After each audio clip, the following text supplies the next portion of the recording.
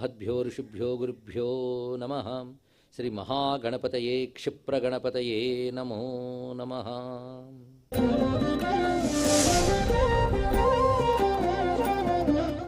కాయారోహణేశ్వరుడు, కన్యకేశ్వరుడు, కైలాసనాథుడు, శ్వేతప్రవిష్ణు అంటే 4. ఈ 4గింటి మధ్యలో ఉండేటువంటి భాగాన్ని రుద్రశాల అని అంటారు. ఇది కాంచికి వాయవ్యం వైపు వస్తున్నది. ఇక్కడ ఈ రుద్రశాల రుద్రకోటి అనే పేరుతో కూడా చెప్పబడుతుంది. దీనికి మరొక పేరు శివలింగ క్షేత్రం. దీని పేరే శివలింగ క్షేత్రం.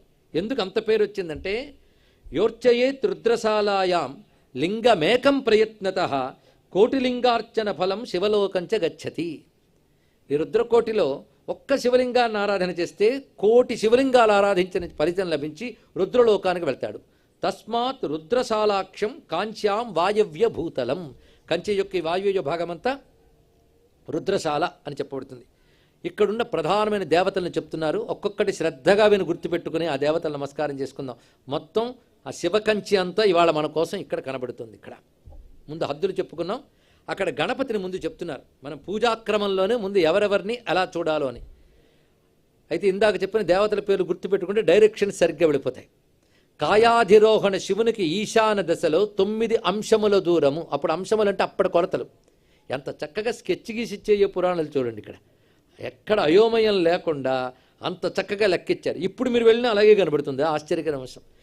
కాయాధిరోహణేశ్వరునికి ఈశాన్య దిశలో 9 అంశకముల దూరంలో ఉన్న గణపతి. ఆయన పేరు వికట గణపతి, వికటనామ గణపతి.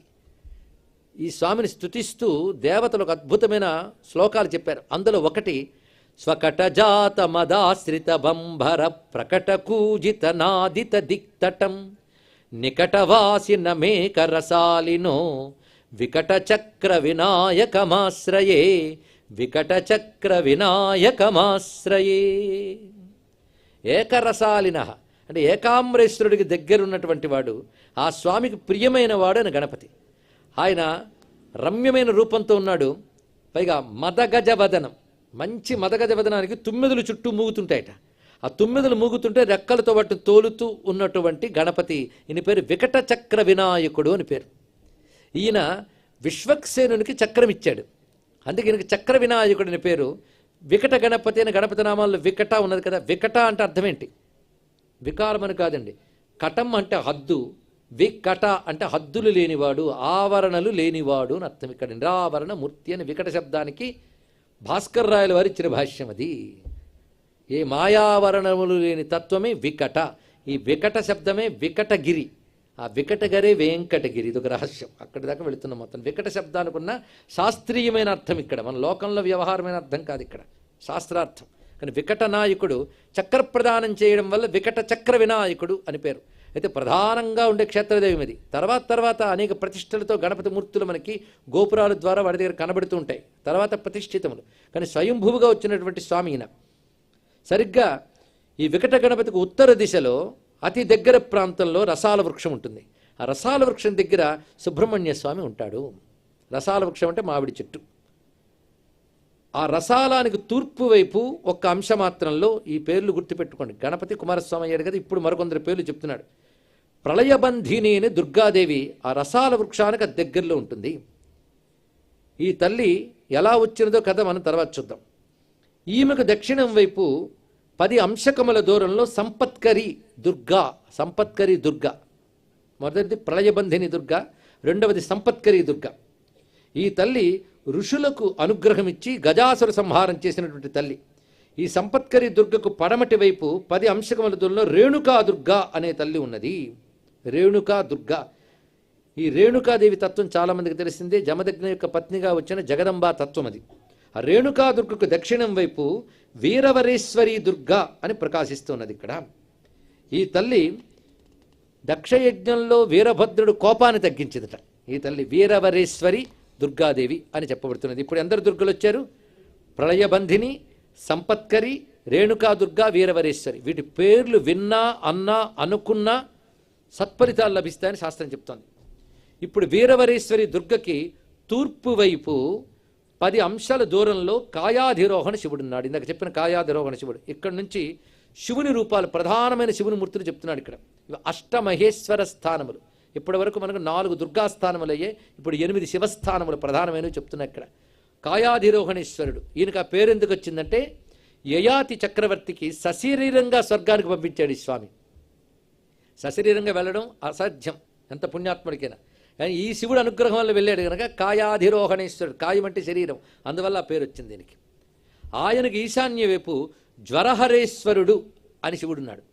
జ్వరాలు అనేక రకాలు ఉంటాయండి. వైష్ణవ జ్వరం, మాహేశ్వర జ్వరం అని. వైష్ణవ జ్వరం అంటే వైష్ణవులకు వచ్చేదని అర్థం కాదు, శైవ జ్వరం అంటే శైవులకు వచ్చేదని కాదు. ఆ జ్వరం ఆ శక్తితో కూడి ఉంటుంది ఇక్కడ. అలానే మాహేశ్వర జ్వరం దేవతలకి ఋషులకు వచ్చింది వాళ్ళు చేసిన అపచారం వల్ల. ఈ శివుడు అనుగ్రహం వల్ల అది పోయింది. కనుక జ్వరహరేశ్వరుడు దేవతలకు వచ్చిన జబ్బు పోగొట్టాడంటే భక్తులందరికీ కూడా రోగమును పోగొట్టగలడు. అందుకే జ్వరహరేశ్వరుడు అని పేరు. ఆ జ్వరహరేశ్వరుడిగా నైరుతి వైపు 10 అంశకాల దూరంలో అనేకపేశ్వరుడు అనేటువంటి శివుడు. అనేకపేశ్వరుడు ఈ శివుడు. ఈయన ఇంద్రునకు వృత్రవధోపాయం చెప్పినటువంటి వాడు, వృత్రాసుర వధకు ఉపాయం చెప్పినటువంటి వాడు. ఆ అనేకపేశ్వరునికి వాయవ్యం వైపు కైలాసేశ్వర స్వామి ఉన్నాడు. ఈ కైలాసేశ్వరుడు తుండీరు చక్రవర్తికి కైలాసవాసం అనుగ్రహించాడు కనుక ఆయనకి పేరు వచ్చినది. ఆయనకి దక్షిణం వైపు పశ్చిమేశ్వరుడు అనే శివుడున్నాడు. ఆయన వాలకిల్యాది ఋషులను రక్షించినవాడు. అంటే ఒక్కొక్క దానికి కథ చెప్పాలంటే మళ్ళీ 8 కథలు ఉంటాయి. మనం క్లుప్తంగా స్మరణ మాత్రం చేసుకుని సర్వశివుల అనుగ్రహాన్ని మనం పొందుతున్నాం. ఆ శివునకు అంటే పశ్చిమేశ్వరుడు అనే శివునికి 24 అంశముల దూరంలో విశ్వేశ్వరుడు అనబడే శివుడున్నాడు. ఈ మహానుభావుడు గంగాదేవిని అనుగ్రహించినటువంటి వాడు. ఆ విశ్వేశ్వరునికి దక్షిణం వైపు ఔణకాంతేశ్వరుడు అని శివుడున్నాడు. అంటే ఔణకాంతులు అనే సిద్ధవనితలకు ఈయన రకరకాల ఆయుధాలు ఇచ్చి అనుగ్రహం చేశారు కనుక ఈయన పేరు ఔణకాంతేశ్వరుడు. పెద్ద కథ. ఆ స్వామికి తూర్పు వైపు శ్మశానేశ్వరుడు అని చెప్పబడుతున్నాడు. ఇప్పుడు మొత్తం 8 శివుల పేర్లు చెప్పుకున్నాం. మరొక్కసారి పేర్లు మాత్రం అనుకుని ధన్యులమవుదాం. కాయాధిరోహణేశ్వరుడు, జ్వరహరేశ్వరుడు, అనేకపేశ్వరుడు, కైలాసేశ్వరుడు, పశ్చిమేశ్వరుడు, విశ్వేశ్వరుడు, ఔణకాంతేశ్వరుడు, శ్మశానేశ్వరుడు ఇవి ప్రధానంగా చెప్పబడుతున్నటువంటివి. ఈ 8 రకాల శివస్వరూపాలు మనం చేసుకుంటూ కాయాధిరోహణ, జ్వరహరేశ్వర, అనేకపేశ్వర, కైలాసేశ్వర, పశ్చిమేశ్వర, విశ్వేశ్వర, ఔణకాంతేశ్వర, శ్మశానేశ్వర 8 అయ్యాయా? అష్టవిధమైన ఈశ్వర స్వరూపాలు. ఈ శ్మశానేశ్వరునికి నైరుతి భాగంలో ఇప్పుడు 8 అష్టమహేశ్వర స్థానములు అయ్యాయి. ఇప్పుడు విష్ణు స్థానాలు వస్తున్నాయి, చూద్దాం. చిత్రం ఏంటంటే విష్ణువు దివ్య దేశాల్లో ఒకటి శివకంచిలో ఉందండి, శక్తి కంచిలో కూడా ఉన్నది. కానీ విష్ణువుకి శివుడికి ఏం భేదం లేదు. ఇక్కడ ఆయన ఉంటాడు, అక్కడ ఆయన ఉంటాడు, వాళ్ళిద్దరికి ఏం భేదం లేదు. సరే, మొత్తానికి శ్మశానేశ్వరునికి నైరుతి దిక్వైపు పాండవదూత అనే హరి ఉన్నాడు. విష్ణువు ఆ రూపంతో ఉంటాడు ఇక్కడ. ఆయనకి ఈశాన్య వైపు చంద్రగ్రీవుడు లేదా చంద్రకంఠుడు అనే మాధవుడున్నాడు. ఆయనకి ఈశాన్య దిక్కులో శ్వేతవర్ణుడైన జనార్దనుడున్నాడు. మొత్తం ఎంతమంది? 3 వచ్చారు. పాండవదూత, చంద్రకంఠుడు, శ్వేతవర్ణుడు. ఇది ఇప్పుడు ఆ శ్వేతవర్ణునకు ఈశాన్య వైపు చోరైకామ్రేశ్వరుడు అని శివుడున్నాడు. చోరైకామ్రేశ్వరుడు అని. ఇది చోర రూపంలో ఉన్న శివుడు. అంటే మనం రుద్రంలో 3వ అనువాకంలో ఉన్న వాళ్ళందరినీ తస్కరాణం పతయే నమః ఆ స్వరూపాలుగా మనం భావన చేయవచ్చు. ఈ చోరైకామ్రేశ్వరుడు కూడా పెద్ద కథ ఉందండి. అవన్నీ చెప్పుకుంటే కాంచీక్షేత్రం ఒక్కటి కొన్ని రోజులు చెప్పుకోవచ్చు. అది కూడా శివుడికి సంబంధించింది. మళ్ళీ అమ్మది విష్ణువుది కలిపితే అది పెద్ద కథ. మొత్తానికి చోరైకామ్రేశ్వరుడు అదొక విశేషమైన అంశం. అక్కడ ప్రత్యేకించి ఆ సమీపంలో మార్కండేయుడు ఆ స్వామిని కొలుచుకుంటూ ఆ సమీపంలో ఉంటాడు. ఆ మార్కండేయ స్వామి ఉన్న చోటికి ఉత్తరం దిక్కు వైపు దేవశిల్పి అయిన విశ్వకర్మ నిర్మించినటువంటి ఏలాలక అనే గంగాతీర్థం ఉన్నది. అంతేకాదు ఆ చోరైకామ్రేశ్వరుడు ఆగ్నేయ వైపు ధవళైకామ్రనాయకుడు అంటే ఏకామ్రనాయక పేరులో 2 ఉన్నాయి. ధవళైకామ్రనాయకుడు, ధవళ ఏకామ్రనాయకుడు అని. అదేవిధంగా ఈశ్వరునికి సమీపంలోనే వీరభైరవుడు అని చెప్పబడుతున్న భైరవస్వామి ఉన్నాడు. ఈ విధంగా ఇక్కడ పాలకులుగా ఉన్న వాళ్ళని 3గా చూపించారు. వీళ్ళు పాలకులు. ఇప్పటి వరకు మనం చెప్పుకున్నటువంటిది విష్ణు స్వరూపాలు, శివస్వరూపాలు, దుర్గాస్వరూపాలు, గణపతి, సుబ్రహ్మణ్యుడు. ఇప్పుడు తీర్థములు వివరిస్తున్నాడు. ఇక్కడ తీర్థములు మొత్తం శివకంచెలో ఉన్న వాటివి ఒక దగ్గర పెట్టి చూపిస్తున్నాడు. ఆ వీరభైరవుడికి వాయవ్యపు గంగా అనే తీర్థం ఉన్నది ఇక్కడ. ఈ గంగ దర్శన మాత్రం చేతనే పాపాలను పోగొట్టగలదు. అక్కడ విశేషించి అమ్మవారు కొంతకాలం సాధన చేశారు ఆ గంగా తీరంలో. అదొక ప్రత్యేకత. అక్కడ సోమవార స్నానం చాలా విశేషంగా చెప్పారు. ఆ గంగా తీర్థానికి ఆగ్నేయ దిక్కు వైపు మంగళతీర్థం అనేది ఉంది. అక్కడ కొంతకాలం అంగారకుడు అక్కడ సాధన చేశాడు. అంటే చూసారా, గ్రహాలకి ఈ తీర్థాలకి కూడా ఏదో సంబంధం ఉంది. సోమవారం అక్కడ స్నానం చేస్తే మంచిది, మంగళవారం ఇక్కడ చేయమన్నారంటే మంగళగ్రహ లక్షణం కలిగినటువంటిది ఏదో ఈ తీర్థంలో ఉంది. ఆ దోషాలు పోగొట్టే శక్తి ఈ తీర్థానికి ఉంది. చూసారా మన క్షేత్రాలు ఎన్నింటి కోసం ఏర్పడ్డాయో. మనకున్న రకరకాల అవకరాలను పోగొట్టడం కోసం రకరకాల తీర్థాలు భగవంతుడు ఏర్పాటు చేశారు. ఇక్కడ ఆ కుజగ్రహ జనిత దోషాలు పోగొట్టగలిగేది మంగళతీర్థం అని చెప్పబడుతున్నది. ఆ మంగళతీర్థం విశేషించి సరస్వతీ నది స్నాన ఫలం ఇస్తుందట మంగళవారం కానీ స్నానం చేసినట్లయితే. ఆ మంగళతీర్థానికి నైరుతి వైపు జ్వరహర తీర్థం అని ఒక తీర్థం ఉన్నది, పేరే తెలుస్తున్నది. ఆ తీర్థ స్నానం జ్వరాది రోగాల్ని పోగొడుతున్నది. ఇక్కడ ఆ జ్వరహర తీర్థానికి వాయవ్యం వైపు పాండవ తీర్థం అని చెప్పబడుతున్నది. అది చాలా విశేషమైనటువంటిది. ఒకప్పుడు పాండుపుత్రులు కృష్ణ పరమాత్మ కలిసి ఇక్కడికి రావడం జరిగినది. అది ఆర్ద్రా నక్షత్రం నాడు పాండవులు అక్కడ స్నానం చేశారు అని కూడా చెప్తారు. ఇప్పటివరకు తీర్థాలు కూడా చెప్పుకున్నాం కదా, ఆ తీర్థస్మరణ కూడా మరొక్కసారి చేసుకోండి. గంగా తీర్థం, మంగళ తీర్థం, జ్వరహర తీర్థం, పాండవ తీర్థం అని చెప్పబడుతున్నాయి అని వివరిస్తూ మొత్తం ఇప్పటి వరకు చెప్పుకున్న దాన్ని సమీక్ష చేస్తూ ఒక మాట అంటున్నాడు వ్యాస భగవానుడు. ఏవం తద్రుద్రశాలాయాం ఏకో విఘ్నేశ్వర. రుద్రశాలలో ఒక విఘ్నేశ్వరుడు, ఏకస్తథా స్కంద తత్ర ఒక సుబ్రహ్మణ్యుడు, చతుర్దుర్గా శాంభవ అష్టౌ 8 మంది శంభులు, ఇక జనార్దన త్రయ ముగ్గురు జనార్దనులు. ప్రధానంగా తీర్థములు ఇప్పుడు చెప్పబడేవి. ఇలాంటి తీర్థముల గురించి చెప్పి ఆ తర్వాత ముద్రలు కొన్ని ఉంటాయి, ఇవి రహస్యముగా ఉంటాయి. ముద్రలు కూడా ఇక్కడ ఉన్నాయి కొన్ని. ఇలాంటి భవ్యమైన తీర్థం. దీనికి ఎన్ని పేర్లు శాస్త్రంలో చెప్తున్నారంటే రుద్రశాల, రుద్రకోటి, కైలాస, ఏకచూతక, మహాశ్మశాన ఇత్యేవం. వీటికి పేర్లు మహాశ్మశానమని, ఏకచూతకమని, కైలాసమని, రుద్రకోటి అని, రుద్రశాల అని పేరున్నాయి. మహాశ్మశానం అని పేరు మరొకదానికి కూడా ఉందండి, చెప్పగలరా? చూసారా, అంటే కాశీకి ఏ పేరుందో దీనికి అది పేరుంది. మహాశ్మశానం అని దేన్ని అనాలంటే ఇది కూడా తెలుసుకోండి. మహాశ్మశానం అంటే అదేదో భయంకరం అనుకునే భావంలో చాలామంది ఉంటారు. మహాశ్మశానం అంటే అర్థం ఏంటంటే అన్నీ నశించిపోయినా అది నశించదు, అది దీని అర్థం. ఇక్కడ ఇప్పుడు శాశ్వతం అనర్థం. ఇక్కడ మహాశ్మశానం అంటే ప్రళయకాలాల్లో కూడా నశించని క్షేత్రం. కాశీ ఎంతటి శాశ్వత క్షేత్రమో కాంచీ కూడా అంతటిదే అని మనకు పురాణం చెప్తోంది. ఇది కూడా ఆలోచించవలసిన అంశమే. అంటే కాంచీ క్షేత్రం కూడా శాశ్వత క్షేత్రం, అందుకు దీన్ని మహాశ్మశానం అన్నారు. ఇప్పటి వరకు మనం కాంచీ శివకంచి గురించి చెప్పుకున్నాం. ఇప్పుడు అందులో మన ఏకామ్రనాథ స్వామి దర్శనానికి వెళదాం. ఆ ఏకాంబరం ఎలా వచ్చిందో చెప్తున్నాడు. అయితే ఇక్కడ అధ్యాయం ప్రారంభించేటప్పుడు నమస్కారం మాత్రం చేస్తున్నాడు. ఇక్కడ మరొక నమస్కారం. శివబీజ సముద్భూతం వేద శాఖాభిరుజ్వలం మృకండు తనయాధారం రసాలం తం నమామ్యహం. మామిడి చెట్టు రూపంలో ఉన్న శివునకు నమస్కారము. ఇక్కడ వృక్షాన్ని భావించాలి. క్షేత్రానికి ఒక ప్రత్యేకత ఉందండి. క్షేత్రాలకున్న ప్రత్యేకత ఒక్కసారి వింటే ధన్యులమైపోతాం. అదేమిటంటే క్షేత్రాలకు వెళ్ళి దేవతలను చూసి అనుగ్రహం పొందడం ఒకటి, వెళ్ళకపోయినా మనం ఎక్కడుంటే అక్కడ క్షేత్రదేవతలను స్మరిస్తే వాళ్ళు స్మరించిన వాడిని అనుగ్రహిస్తారు. ఇక్కడ మన అందరికీ ఆ దేవతల అనుగ్రహం లభిస్తోంది. మీరు పండించుకోవడం మీ చేతిలో ఉంది ఇక్కడ. ఎందుకంటే ఆ దేవత ఎక్కడున్నా మన స్పందన గ్రహించగలిగే సర్వవ్యాపక శక్తి కలిగింది గనక ఇక్కడి నుంచే మనకి ఆ ఏకాంబరనాథుడు అనుగ్రహించుగాక. ఇది ఇందాక చెప్పిన పాండవ తీర్థానికి తూర్పు వైపు 14 అంశకముల దూరంలో వృక్షం ఉన్నది. ఇది వేద సదృశ వృక్షము అన్నారు. ఈ వృక్షానికి సంబంధించిన ఒక అద్భుతమైన కథని మార్కండేయుడు స్వయంగా చెప్తున్నాడు. నాకు ఈ చెట్టుకి సంబంధించి ఒక పెద్ద అనుభూతి ఉందయ్యా అని వివరిస్తున్నాడు. ఈ కథ చాలా రమ్యమైన కథ. ఈ కథ మనకు అరుణాచల క్షేత్ర మహాత్మ్యంలో కూడా కనబడుతుంది, ఇక్కడ కనబడుతుంది, మహాభారత అనుశాసనిక పర్వంలో కూడా కనబడుతుంది. ఒకదానికొకటి అనుబంధం. అయితే కేవలం కథాదృష్టితో చూసేవారు దానిలో వెళ్ళండి, కానీ దాని అంతరార్థం చూస్తే ఇంకా ఆశ్చర్యం కలుగుతుంది. ఒకప్పుడు కైలాసంలో శివుడు లీలగా కూర్చుని ఉండగా అమ్మవారు ఆయనతో ఒక ప్రణయ సల్లాపం చేద్దామని సరసంగా ఆయన కనబడకుండా వెనక నుంచి వచ్చింది. వచ్చి సరసంగా వెనక నుంచి ఆయన కళ్ళు మూసిందిరండి. ఎందుకు అలా చేసిందని సరసం, కారణం ఏముందండి? ఏ కారణం లేకుండా చేస్తే అది సరసం అనమాట. వెనక నుంచి వచ్చి 3 కళ్ళు మూసింది ఆయనకి. కళ్ళు ఇలా మూసిందో లేదో క్షణంలో ఆవిడ శరీరం అంతా నల్లగా మారిపోయింది, ప్రపంచం అంతా చీకట్లు ఎక్కిపోయింది, భయంకరమైన మార్పులు వచ్చేసాయి. వెంటనే చేతులు తీసేసింది. ఏమిటి స్వామి వైపరీత్యం? పైగా నా పేరు గౌరి, తెల్లని దాన్ని అని పేరు. పుట్టినప్పుడు ఖాళీగా వచ్చినా తపశ్చేత గౌరిని అయిపోయింది. పైగా నాది బంగారు మేనిచాయ అంటారు, హిరణ్యవర్ణం. పైగా కొందరు ఎర్రపిల్ల అనుకుని ఉంటారు, అరుణాం కరుణా తరంగితాక్ష్యం. ఇలాంటి దాన్ని నీ కళ్ళు ముయ్యున ఆలస్యం అలగైపోయాను. ఎందువల్ల అయిపోయాను? లోకాలు కూడా అల్లల్లాడిపోయాయి. ఏమిటి అంటే నువ్వు చాలా తప్పు చేసావు అన్నాడు ఇక్కడ.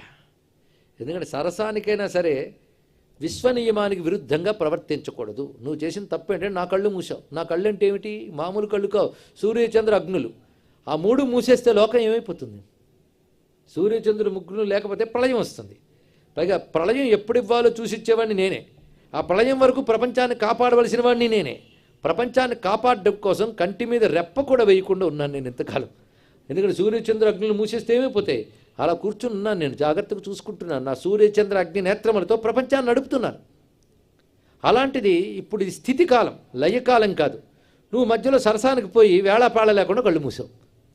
అయితే నువ్వు మూసింది కాసేపే, కైలాసంలో కాసేపు, లోకాలకి చాలాసేపు అన్నాడు.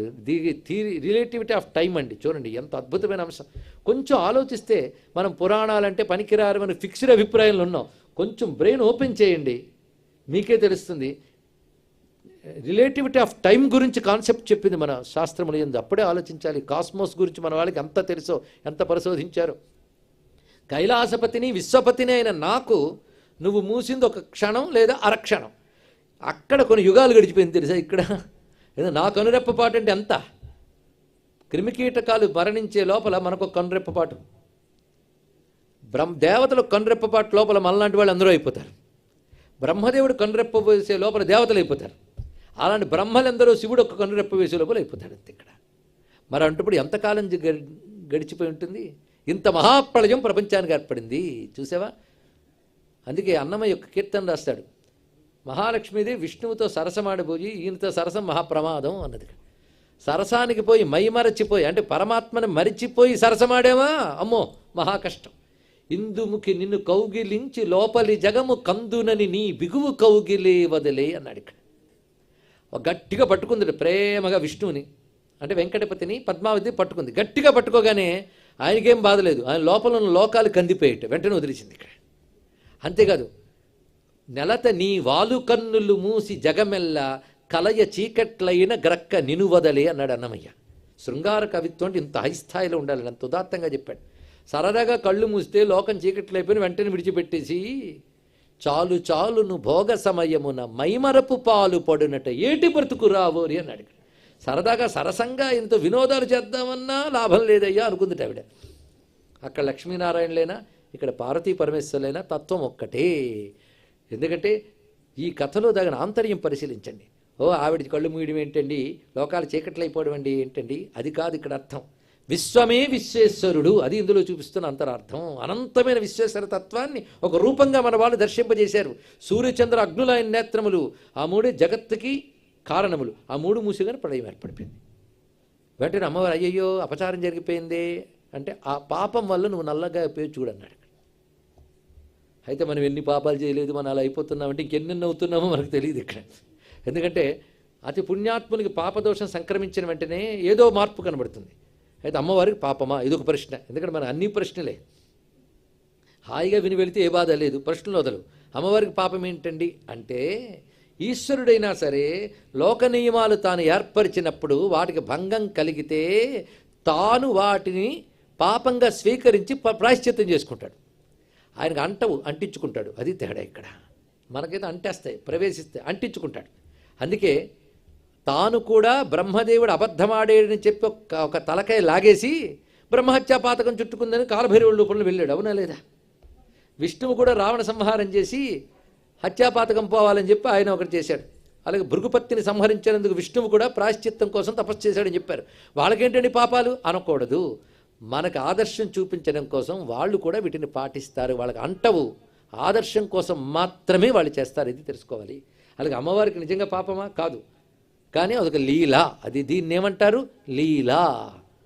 అంటుకుపోయి చేస్తే కర్మ, అంటకుండా చేస్తే లీల. ఇది ఒక్కటి తెలిస్తే చాలు ఇక్కడ. కనుక వాళ్ళ లీల ప్రయోజనం లోకక్షేమం. లీలకి ప్రయోజనం లోకక్షేమం. లక్షణం అంటకుండా చేయడం, ప్రయోజనం లోకక్షేమం. కనుక వాళ్ళు ఏవి లీలలు చేసినా లోకానికి క్షేమం. అందుకు వాళ్ళు కలహించుకున్నా, కలిసి ఉన్నా, సరసమాడినా, యుద్ధాలు చేసినా ప్రపంచానికి క్షేమం. మానవుల ఇటువంటి తేడా వస్తే వీళ్ళకి ప్రమాదం, ప్రపంచానికి ప్రమాదం. కానీ పరమేశ్వరుడు కృత్యములన్నీ లోకక్షేమములే. కనుక ఆడ అమ్మ కన్ను ముయ్యడం ఇదంతా లేలే.